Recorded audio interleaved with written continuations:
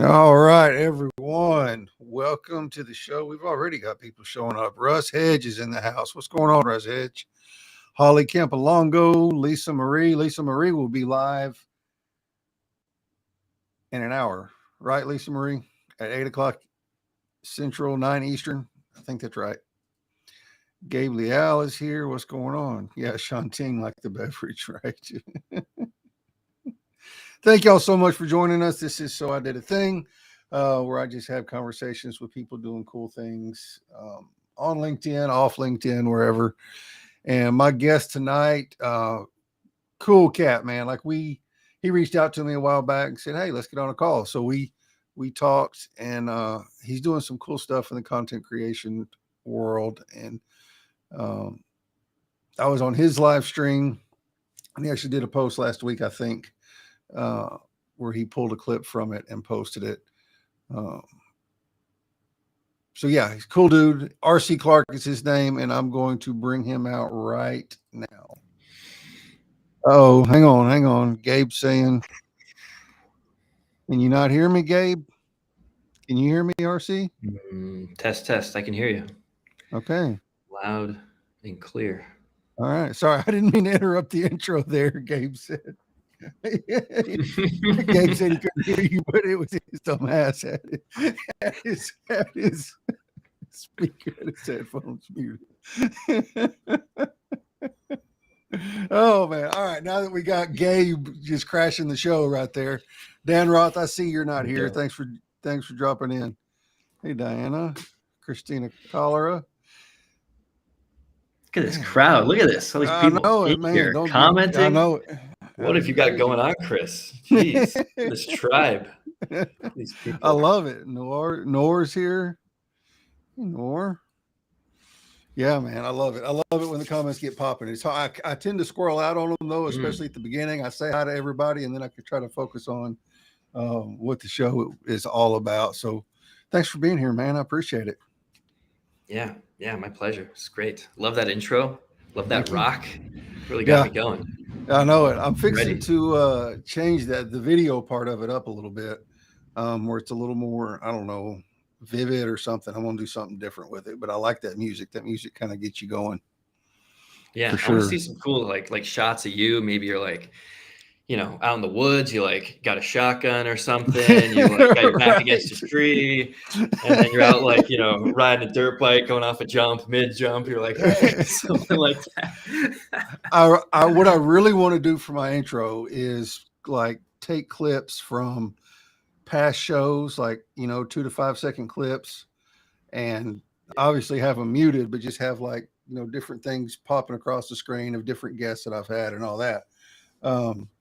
But that's really time consuming to sit down and do all that. I mean, I'd have to go through I don't know how many shows and clip out 3 to 5 seconds and then put them all together. Yeah, it's just time consuming.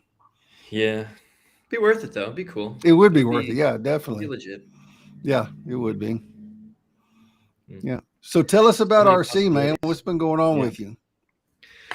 Well, shit. I mean, all's been pretty good. Working hard, growing the business, talking to a lot of people. I'm getting out there. I'm getting out into nature. So I live in Rio de Janeiro, which is a beautiful place. I recommend anyone and everyone to get to this beautiful country and city.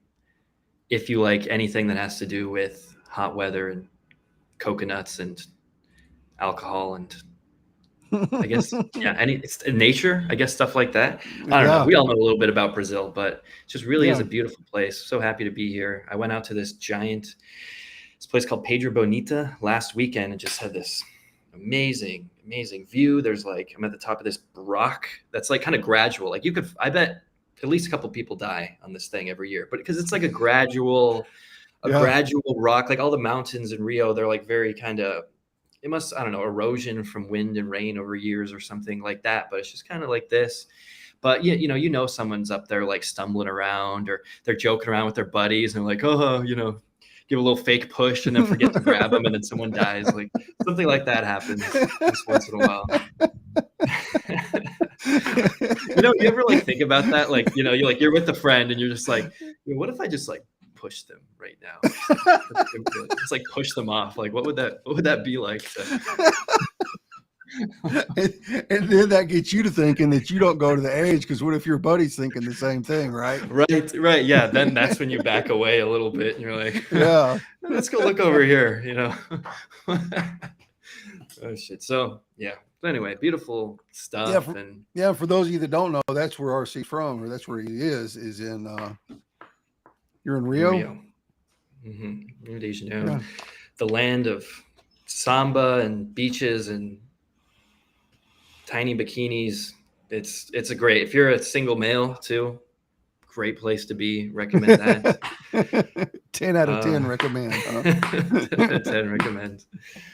Oh geez. Yeah. But yeah, it's a good thing. I built my business and worked really hard for a really long time. I had another business, a video production company, for 5 years-ish or so, with a couple best friends, and we did good filming festivals and small business videos and weddings and whatnot, and kind of had a falling out. I kind of get stabbed in the back and got kicked out of my own company. I'm the sales guy, so everything was my fault. We didn't have enough clients and stuff. So naturally I got out of that and worked in a grocery store for a couple of years, and I'm like, building my business, working 6 hours at the store, 6 hours at home on the coaching and freelancing, whatnot. And then had this vision for like 8 months. I was like, I'm going to move to Brazil. I'm going to move to Rio. I'm going to make this business work. I'm going to, when I didn't have a dime, making 0 sales, I'm like in my garage doing like boxing workouts every day. I had this little Brazilian flag that was sitting there. And I'm like, while I'm like throwing punches, I'm like looking at this flag. I'm like, I'm going to be there. Like, I'm going to get there.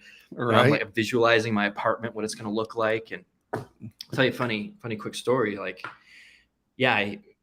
so every night I meditate, and I do this visualization-y kind of meditation. Like I really need to, I'm a very visual person. Like I like to see what I'm going to act like in the future, the way I'm going to feel in the future. If there's like a meeting coming up, I really put myself into like how I'm going to look, what I'm going to feel like while I'm there. And, that above anything in my life has given me everything I've ever wanted, is visualizing like this and preparing myself like that. So for like 6 months, I'm sitting on the side of my bed every night. I'm thinking like what my apartment, like what it's going to be like. I've always wanted to live in a place, in an apartment building high up. And I look down and like, here's like my favorite restaurant. And I've got like my favorite coffee shop is over here. And there's people all around. And I always want to be by the beach. And no, but my family owns all of RC Cola. So you better not be talking shit. No, just kidding. RC Cola is really good though. You can't find it many places, but you can, but it's good stuff. Yeah. That's a good name. A lot of people, make the RC Cola Association. I'm glad you did. Thank you, friend. I appreciate that. You would associate me to something so delicious. I know, RC right? Cola. Shit. Well, anyways, so I'm sitting there thinking about this place, and then I just, for some reason, the visualization came. Like I look down and I see some people on the street. It's not like a busy street. It's not like a crazy downtown New York street, but it's like busy. I'm in the city, and I look to my left out my window, and like there's the ocean. So I moved here to Rio, got into my first apartment for a couple months. It was pretty cool. Then I moved to the second place. And like I walk in, there's this giant Egyptian tapestry over here. So, you can see I'm into some Egyptian stuff, and I just love their system of spiritual cultivation and the history and all these amazing things about the Egyptians. So first thing was this tapestry that's just in here. I'm like, whoa, that's pretty cool. Look around, everything's good. I go out to this window over here, and there I go. And I look down, and there are those people, like the way I envisioned, not too busy, but kind of busy. And I look to the left, and there's this ocean, and I'm like, God damn it. Like, this is it. Like, I did it. Like, this is the place that I've been thinking about. And like, here I am. Worked my ass off forever. And now I'm doing things on my own terms, on my own business. Like good job, man. And that's just the planning, it's just having the vision, working every day, and trusting, faith in yourself, faith in God, faith in something, you just got to know that you're going to, no matter what, you keep going, you're going to get there and do it. Yep. I love it. So what do you like? You got down there. Like, what was your whole reason for wanting to move to Rio? Just because it's the place to be, like it's paradise on earth? Because why not, right? Yes. I mean, why would you not want to move to Rio? Yeah, I told you about the women in the tiny bikinis, right? Yeah, Did I that's already right. go over that That's point? right. So I don't know Yeah. exactly like Okay. who your audience is over here. I don't usually talk Yeah. about this, but I am a 31-year-old man looking for love, so this has been on my mind a lot. I got you. Yeah, but I mean, so yeah, my mom's from here. I've got a lot of family here. I've got aunts and Okay. uncles and cousins, Okay. I got you. and but there are just, and that was kind of a main. But I've got my whole overarching vision is to spread good ideas. So part of the spreading of good ideas, that's where marketing and video came from. And part of really what I believe and what I try to teach and just be is someone who can connect with anyone, who can connect personally with people when you meet them. And that has to do with non-judgment and acceptance of yourself and acceptance of others. And really the reason why I think there's war and racism and sexism and xenophobia and all these like fears we have of each other is really just it's because we don't understand each other. We see people who are different, who act differently, who talk differently, who think differently, and we don't understand. So we're afraid. So we hate. And then that's where all these Mm-hmm. reasons, these things come up. We just don't know. Mm-hmm. So it's my mission to be in all these different places, experiencing different culture, talking to different people, and telling stories about these people and these cultures and being able to communicate that like, hey, we are all different and we need to celebrate our differences in the way that we do things, but internally we all want the same things. We want to love and to be loved. We want to have a successful career and work, and we want to um, you know uh, have a successful family or whatever to give back. Like we all want those same things. And the more Mm-hmm. that I can tell stories about great people in different places doing these things, then I think we can have more peace and love on earth. And shit, traveling is just a lot of fun, man. I just love new Yeah. places, I love new things. But Rio is special. I Yeah. have the family connection, and again, I mean, the food and the sun, the culture is just very laid, it's very more me. I feel more myself in my element a lot of times here than even in the US. um, it's just the way that people live. It's really attractive. It's really fun. I love it. You got me wanting to move now. Whew. Can't even begin to describe. So Cannot. tell us what you do down there, like business wise. Tell us about what you're doing right now. We got a really interesting, very brief conversation backstage, um, about the how you do your lead gen and stuff, and I want to touch on that because I think it's something that's um, underutilized or not underutilized. It's overutilized, but it's not done right. So just kind of tell us about what you do, how you do it, and then we'll get into what we were talking about the outreach. Mhm.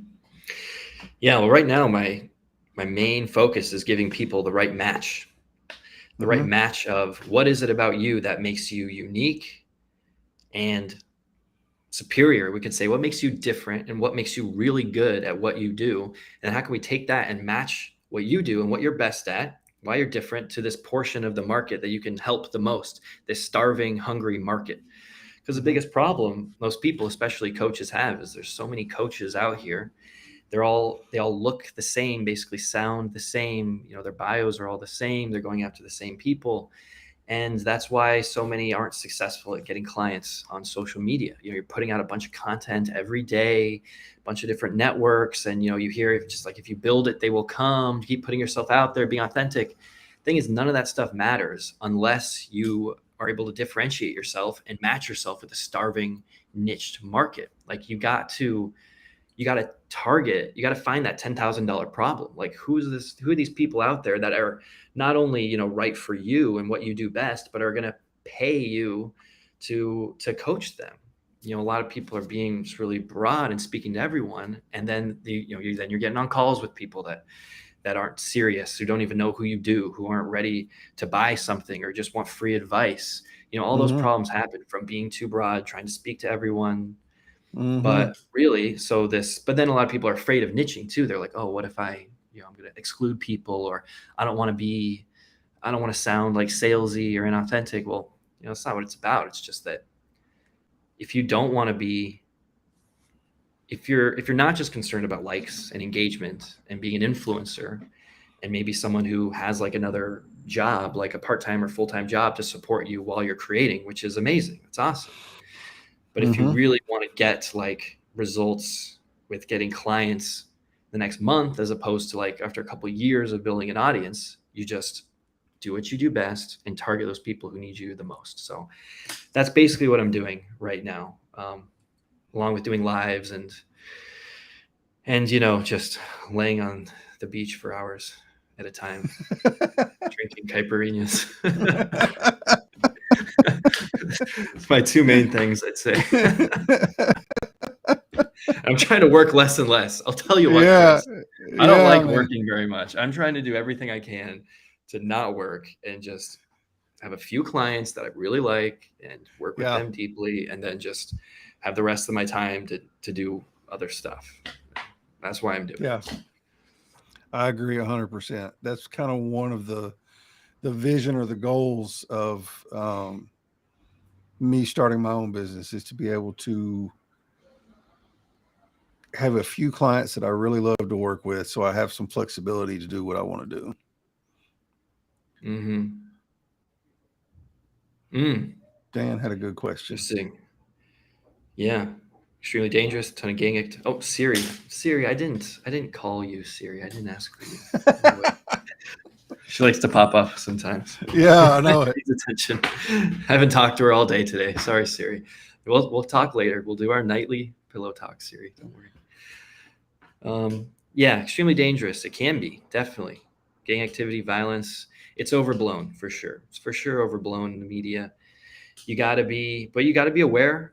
There's a lot of things you shouldn't like be holding your phone out next to the street, or you shouldn't maybe be on the beach like doing stuff. And my cousins and uncles, they'll be like worried about that and say I shouldn't do that. You probably shouldn't walk around like really late at night by yourself. I mean, it's really basic stuff. It's just nothing you can Mm-hmm. control. There's nothing more that you can do besides being street smart and trusting your gut. Like if something feels like it's going to be bad here, you gotta go the wrong direction. Like so I was doing some studying on a copywriter who was writing a sales letter for a martial arts guy. Like he's like sells martial arts courses, something like that. And he said that like 80% of the people that got attacked said that they had a bad feeling about something before the attack happened. Like something in their gut said that something bad was going to happen. And I totally, feel that. I've experienced that too. So, I mean, whether you're in Brazil, anywhere else, you got to trust your instincts. Don't like, oh shit. I mean, if you heard about that, I mean, two stories. Like one couple, they said, we're going to go drive like across like Afghanistan and in the middle of like enemy like tribal territory, and we're going to do it just because to show that it's like not dangerous or something. Yeah. And then they got killed. And then there's that one guy who tried to go to that island of like natives where they're known to like kill anyone who's not a native because he wanted to, spread Christianity, think he could get with them. But it's like, sure, but you gotta like trust. You can't you gotta like just kind of be smarter like that. So Yeah. anyway, my whole thing is, yeah, shit's dangerous, but think about everything else that's positive and just minimize the risk because it's worth it to be here. Yeah. That's what I'd say. So tell us about, I'd asked you about, we were talking backstage. You were talking about how just you get so busy sometimes and you get behind, and you didn't work on any lead gen stuff today. And I asked him what his lead gen was. And he said it was, outreach, like kind of like cold outreach. And tell us your thoughts on that and how you think everybody's doing it wrong, which they are. Like it's not just you that thinks that. So just tell everybody kind of what you were telling me about how you do your outreach in the right way and the wrong way to do it. Yeah. I mean, I'll give you a system right now to make predictable and consistent lead generation through the DMs. You could not post. If your content would ever fail you, doing lead gen, and the DMs will always be there for you. Like I could not post, I could post once a week. You got to have some authority, but I could post once a week and I could still make as many sales as I really want, if I'm willing to put it in, because I have this system for lead gen. And it's like it gets really bad rap. People hate the DMs because 99% really suck. Right. You got you get a friend request, you connect a request, then immediately a pitch slap, some long paragraph that is impersonal, has nothing to do with even your business or who you are. They just send it to everyone. Right.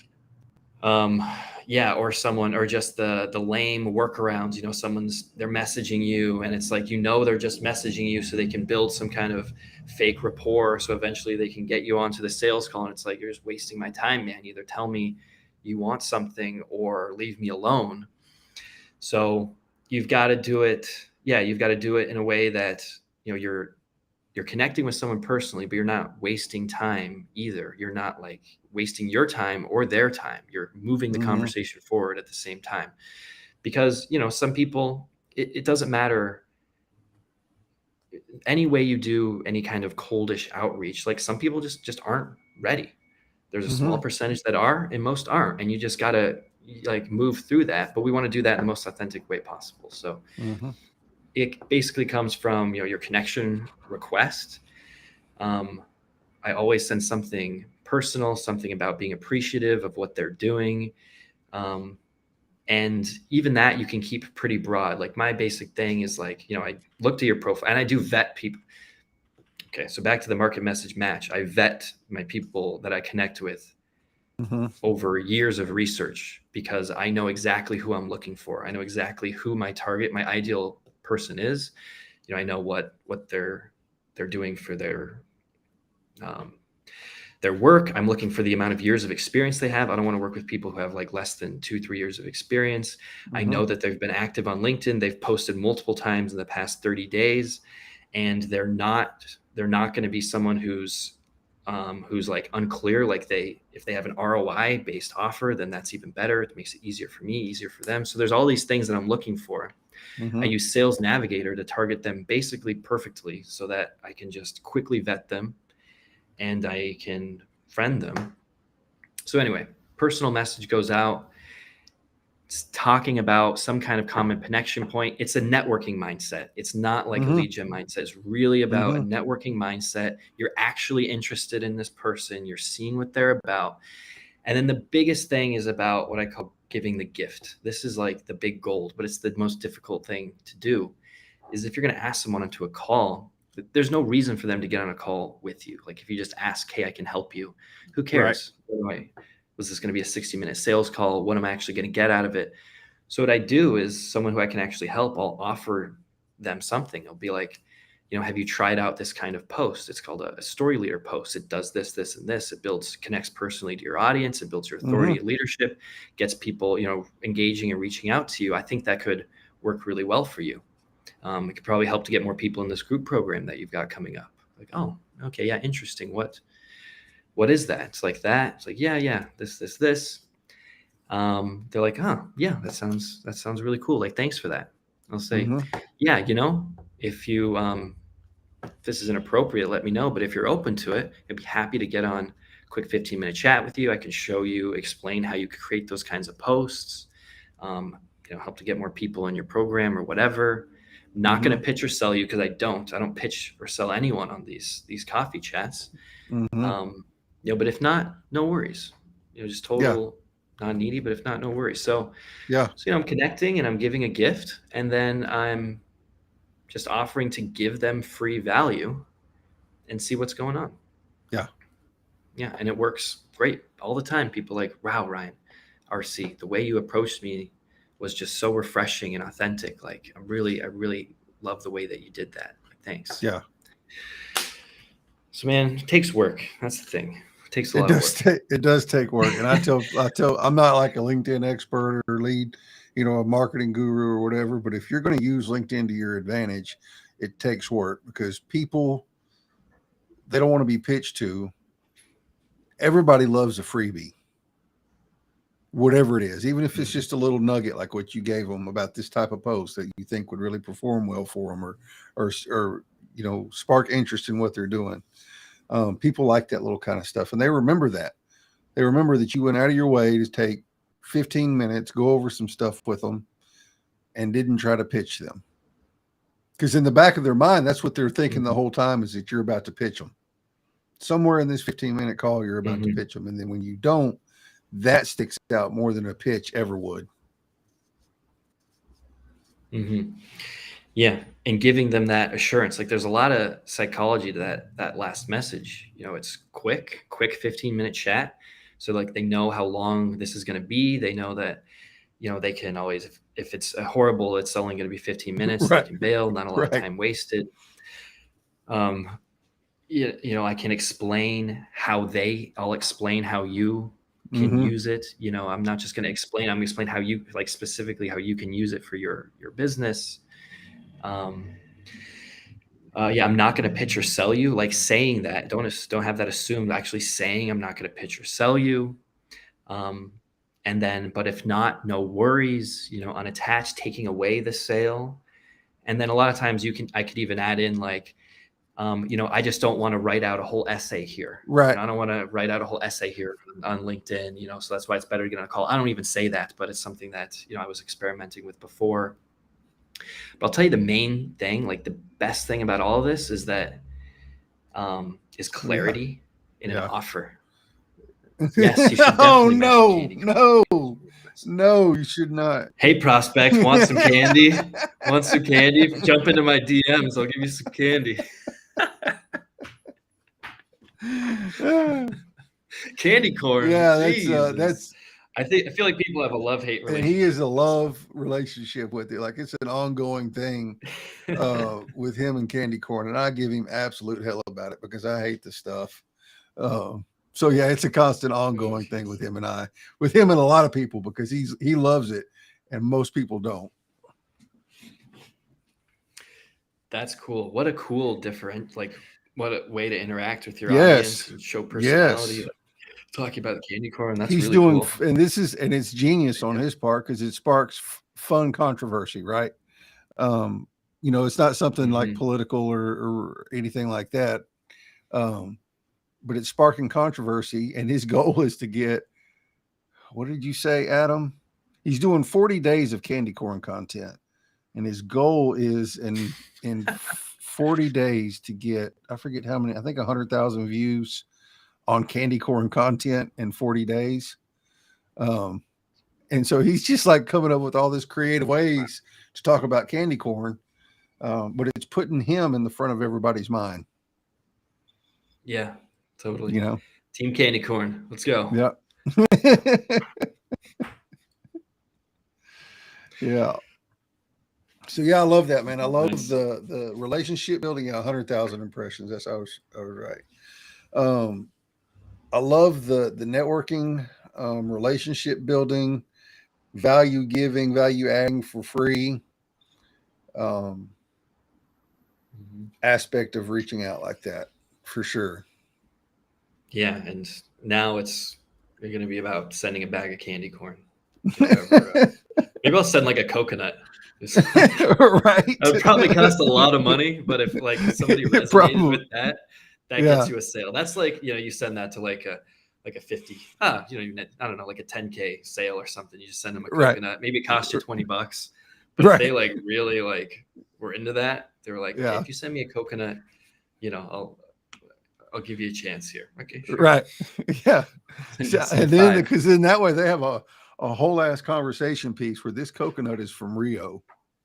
Like, to be the only person in Texas that has a coconut from Rio. Yeah. For sure. It's good stuff too, man. There's nothing better than coconut water. Like, Jesus. I don't know that I've ever had coconut water. Have you had it from like a carton though, or like a bottle? I don't think I have, man. I've had no, I haven't. I haven't had coconut water. I need to try it, because I live in Hicksville, Texas. It's all backwoods and rednecks around here, so that kind of stuff doesn't always make it down to this part of the world. Right. Hey, I guess you're the first guy I got to send a coconut to. Right. we go. Yeah. Where did I have a coconut water last year? Nor. How does he know? How does she I know? don't know. How does she know? Where were you? That has me worried now. You've been watching me. You're remembering stuff about my life I don't even remember. That's how you know you've made it.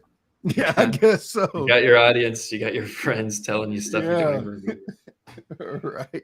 Exactly. Oh man. And Oh, sarcasm. I got you. I got you now, Noir.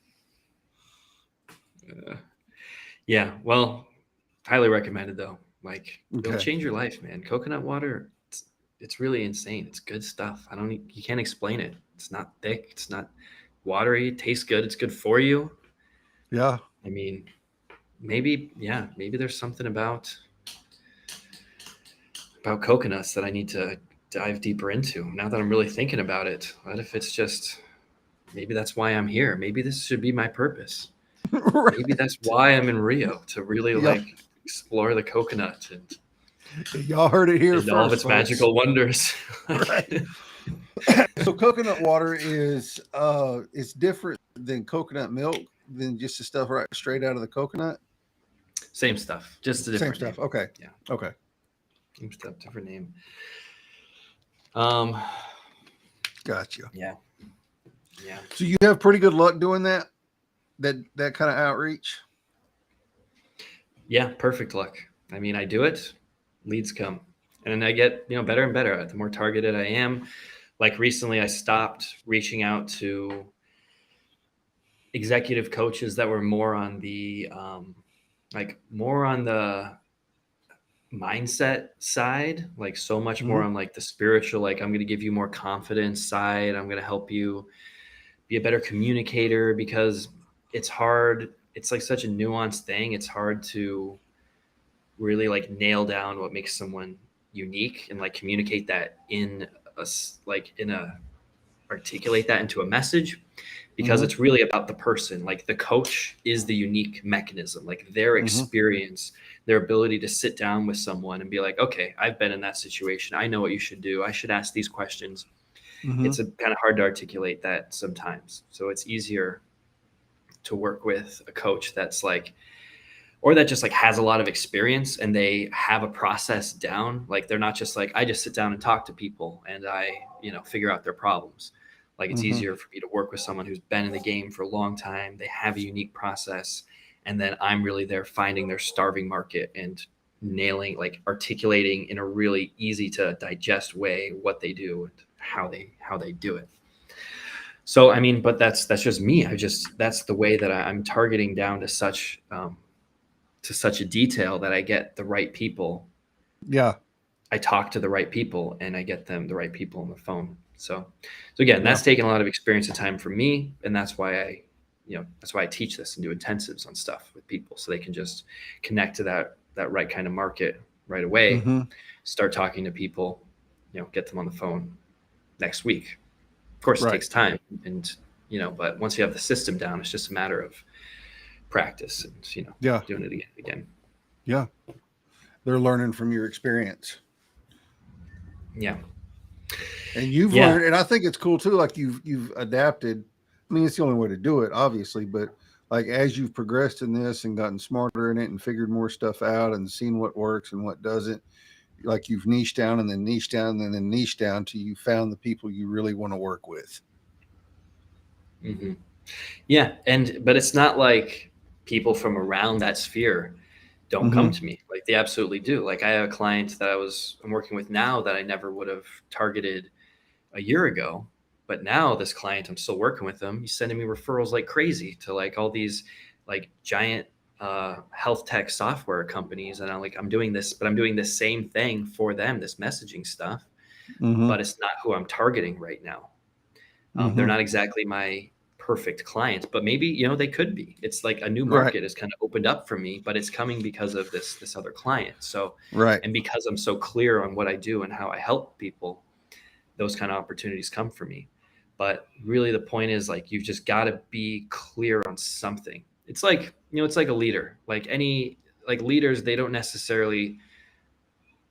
necessarily doing the right things morally, maybe, but if there are people who are confused and scared, and there's a leader that comes in, he's like, yo, this is what we got to do. This is what's wrong. Here's the vision. Here's what we got to do to get there. Let's go. People follow that person because of that certainty. Mm-hmm. And that's kind of like, it's just like in marketing. If you're certain, then people are going to pay attention to you, and they're going to at least be curious about who you are and what you do. So I'll tell you what, that's the name of the game, is just, if you're trying to get clients on social media, it's about curiosity, starting the conversation. Mm-hmm. Forget all that other shit. Get all that other inauthentic, brand buildy, I don't know, whatever stuff out of your head. Like, you got to create conversations. You got to get someone to reach out to you. That means Mm-hmm. you got to be clear. You got to create curiosity. You just got to Mm-hmm. get someone to get with you, because I'm sure everyone watching this, you get someone face to face with you, and it's like game over, right? You know who you are, you know how to connect, but it's just that initial connection. Mm-hmm. And that all comes from being clear, telling stories too. We haven't talked a lot about storytelling, but No, and that's that how you was one of differentiate the things. Yeah, tell us about that, because you use storytelling a lot in your content. Yeah. It's not what I call it. I didn't coin this term. A guy, Ben Settle, did, which is, he's arguably the most, the best email copywriter in the world, if not just one of the best copywriters, in the world today. But he's especially known for email, and he brings this style. It goes back to older copywriters, like guys like Gary Halbert and Gary Vincevega, his first name, I don't know. But this idea of, you connect people with story, and then you sell after, but you're not like hard selling. It's like every day you're connecting what you do to some kind of metaphor. So there's kind of three ways. There's experiences that happen in your life, experiences that can happen in your client's life, and then kind of miscellaneous stuff. It comes from the media, it comes from TV and movies, it comes from that person cutting you off. Well, that's kind of personal experience, but you story tell. It's called infotainment. We're entertaining people with our content. Mm-hmm. We're not just giving value stuff, the 1, 2, 3s of leadership, the stuff Mm-hmm. everybody else talks about, the stuff you go Google, but you tell stories, you entertain, you add in fun words, you come up with terms like the brand builders brigade, and you find it like an enemy, people to say that like they suck and like we're better. I know you can be polarizing. Yeah. You give your opinions on things. Like, Mm-hmm. don't just talk about you. Don't just talk about them. Talk about what you think and how you feel. Add Mm-hmm. your input. So you just want to entertain first. Like, I call it the talk show experience. It's like, we love, we have these favorite talk shows that we see again and again because we love their personality. We love the way Right. that they express. We love the things they talk about. That's how you got to be on your channel with your content. Like, how can you just entertain people and give them value and sell? We want to sell, not just to make money, but there's no other way we can really help people. Like, no one can really get their life changed in a social media post. Sure, over Mm-hmm. time or whatever, but like, really the real change comes when people work with you. So we're entertaining, we're giving value, and then we're leading them somewhere. We're giving an offer. This is a direct response model. We're always offering people something, leading them to the next step. And but more people should utilize like the principles of direct response too, of having Mm-hmm. strong offers and moving people into something that's valuable for them. Would help a lot of people. Yeah. I like it. Yeah. I like it. You said you could be, not just talk about yourself, but talk about like your opinions and be polarizing, be a little controversial, do something that's going to make you stand out in the crowd. Mm-hmm. For sure. Yeah. And it can be so much. You don't have to go out there and like talk about politics and Right. stuff like that. Like, you Right. can You just could have talk about fun. freaking candy corn. Yeah, exactly. Talk about candy corn. Yeah. Talk about whatever. Like, Yeah. I've been talking about my looking for love lately in the past month because something's changed in my mind. And I'm talking about market to message match in that way, being the kind of person that would attract that kind of partner that I want in my life. Mm-hmm. And that's just me. And sometimes I say stuff stuff just kind of comes out that might be inappropriate for others, but it's just like kind of me talking about my expression. It Mm-hmm. just comes out naturally when you tell stories. Yeah. But stories can be anything. It's not just the I was born here. I was born at 5 years old. I did this. At 6, I did this, and then I got stabbed in the back, and then I, Right. lived in behind behind the Walmart for a week, and then like some guy picked me up and invested in me, and now I'm success. Like that's not. It's not just Right. storytelling. Storytelling is can be anything. It's Yeah. it's it's just entertainment, having Yeah. some fun, relating Yeah. it to value, and then selling. That's Yeah. it. People are more attracted to that than they are just a dry ass post or you talking about what you do or whatever, because stories are always relatable. You know, Yeah. they want to relate to you. Yeah. Yeah. I mean, likes are cool. I don't know. Yeah, you can. Yeah. Yeah. I don't know. It's just fun too. It's just so Yeah, and it's fun. creatively fulfilling. Yeah. Just so Yeah. fulfilling. Like the post quality is just so high when you do Mm-hmm. stuff like that. It's really easy to throw out the short, few liners, and then you're like, oh, like I get it, like likes too, because it's so easy to like that stuff too. It's so easy for someone to say, thanks for this, amen, that was great, Mm-hmm. the basic stuff, and maybe it gets you some engagement, but the stuff that's going to get you the right clients, that's going to get people like actually reaching out to you, not just that, yeah, but the right people, you're speaking to the right problems, you're entertaining, you're showing personality, like that gives you this huge compounding effect that just like when you have a base of a good market message match, when you have a base of like solid quality content, that just builds your shit up. Like I had one client, like he was going posting on LinkedIn for a while, for years, and then I taught him this style of posting, this kind of infotainment stuff. And then like a month later, he had a post, it has like over 8 million views now. Wow. And it's like he told a story. Yeah, and he just told a story about the adoption of his daughter and tied that into value about his philosophy of starting small and like what he does Mm-hmm. as a salesperson. And then this post totally blew up.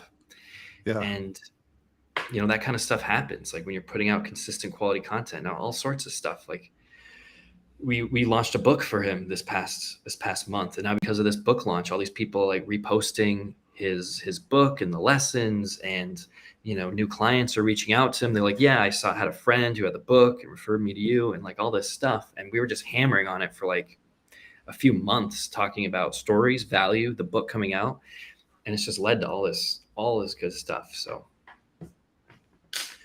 Yeah. yeah, Cool. exactly, incorporate what you do into the story. Yeah, that's it. That's it. Awesome. You got to be a creator. Yeah. Yeah. And that's one thing, like I've always been a not creative guy. Um, but I've kind of found my niche in live streaming, and I can get pretty creative on it. Um, and it's a huge confidence, but it's been a huge confidence boost to me. You know, whenever you grow, like, dude, I can't draw a straight stick figure. You know, like it's no kind of creativity on that. But when it comes to creating content and creating live streams, I think I do pretty good at it. Um, and it's just Well, whenever you this find when engage. you find your creative outlet, you know what I mean? I guess is what I'm trying to say. Yeah. Yeah, I mean, I think your engagement proves it. The people that are still even on here, like watching and commenting, like, yeah, it's not normal. Probably 99% of shows out there is just people talking to no one, and they're kind of Yeah, just doing it just to do it. I guess I don't know why. I mean, it's fun, of course, but it is most people fun. don't have Yeah, anybody like looking and commenting or engaging at all. Like that's only really top 1% of shows that they can even make that happen. yeah, it's definitely it's humbling too. Like when you think about this many people show up and stay engaged during the whole show, it's like, God dang, that's pretty cool. Yeah. For Yeah, sure. people's time is important. Yeah, That's the most, man. precious thing people have. Take it Yeah, seriously. So yeah, it means a lot when people are yeah, there. It yeah. means you're doing a good job. It means we're doing a good job. That's Mm-hmm. awesome. Yeah. Well, man, I appreciate you dropping in. I used to go for an hour. But I've started cutting them back to 45 minutes because it seems like after about minute 35 to 40, people really start kind of disappearing after that. So I'm going to try to drop them down to 45 minutes so I'm not ending the show with, one person watching. Yeah. Yeah. Makes sense. Yeah, man. Definitely. Next week I have Juma Bannister is going to be on the show. If y'all don't know Juma, Nice. yeah, he's a video content creator, makes awesome videos. That's kind of his thing is the videos, and always dropping, all kinds of useful tips. He's the one that taught me. Y'all hear me talk all the time about um, if you want to get rid of that annoying light glare in your glasses that you see right there, just raise your Mhm. ring light up and then tilt it down 45 degrees. I learned that from him on one of his videos, and I share that with people all the time. It was such a game changer for me because I used to have my light, kind of even with my camera, and I always had the rings in it. Right. And Yeah. you just lift it up a little bit and then tilt it down, and you don't have any of that in your glasses unless you look up at it. So yeah, Yeah. That he's looks good. dropping really useful tips like that all the time. So he's going to be a guest, which I'm really excited about that. So he'll be on next week. Yep, just followed him. Noir, thanks for dropping in. Everybody else that is here, that was here, I appreciate y'all. Couldn't do it without you. Wouldn't do it without you. And we will see y'all next week. See ya.